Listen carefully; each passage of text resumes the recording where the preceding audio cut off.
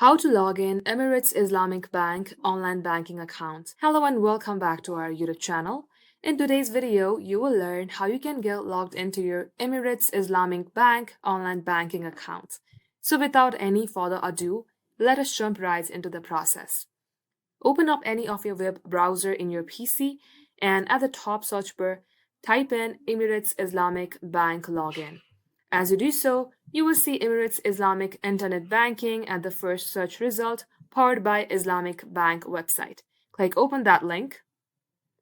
As you do so, you will land onto this page. Under Online Banking, click onto the username box and enter your username. Once done, click on the password and enter your password. In case you have forgotten your username or your password, click the link that says Forgot Username or Password to get help resetting your account. In case you would like to use a keyboard to enter your password, check this box and type in your password using the virtual keyboard. Just like so, once you do all that, click on to log in.